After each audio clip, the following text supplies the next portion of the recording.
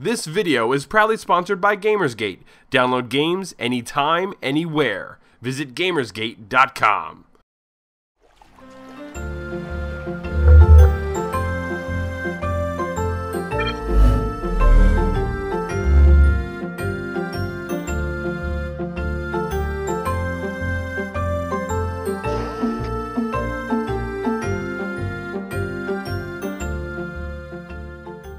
Ittle looks like a clone of The Legend of Zelda. It's a top-down adventure, the protagonist wears a green tunic, and she has a little winged companion.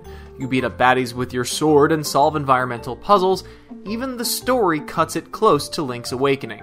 But while the similarities are there, the end result feels original enough to not call Ittle a ripoff. Ittle is a beast of its own, complete with its own triumphs and failures. Gamers start their tour by crashing their raft on an uncharted island and immediately begin seeking adventure in caves and castles. Ittle fights baddies with her stick, but eventually upgrades her arsenal to include a flaming sword, a portal wand, and a freeze spell. And that's it! Her inventory is pretty light, but using these three items, often in combination, is the only way to bypass the island's tiny brain-busting puzzles. The puzzles themselves ram from fairly simple tricks, like defeating all the enemies in the room or lighting all the candles, to some pro-level conundrums that will stop and make you scratch your head for a bit. The change happens pretty early on in the game, so it won't take long before you're engaged in the game's key feature. But shortly thereafter, the game ends. It took us a piddling 4 hours to complete Ittle's main story, but of course there were still some collectibles to find dotted across the island. Even so, that time frame felt too short for the amount of potential this game shows.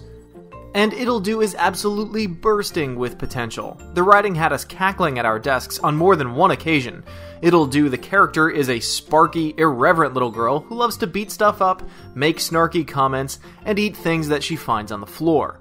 The animation is top-notch as well. The style of each character is perfect for the genre, and the time put into each drawing really comes through in the final presentation.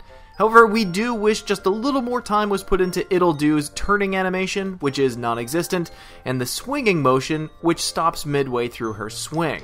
She swings her sword like anyone else would snap a towel, and it feels unnatural. The exploration is sadly on the super light side. While Zelda games focus a little more on adventuring to find the next dungeon and battling baddies, Ittle focuses almost entirely on solving those aforementioned brainbusters and almost no time scouring the world for secrets. But between the great visual style, cartoonish violence where the enemies explode into confetti, pitch-perfect writing, and the simple game concept, Ittle makes a remarkable kids game, a phrase we don't get to say enough. On the other hand, the adventure ended entirely too prematurely. We couldn't help but think, oh, that's it, when we were finished. Especially for the price tag, which we feel should land on the sub-$10 range. Ittle is just brimming with possibility, and we hope to see her return for a longer adventure in a larger world with more items.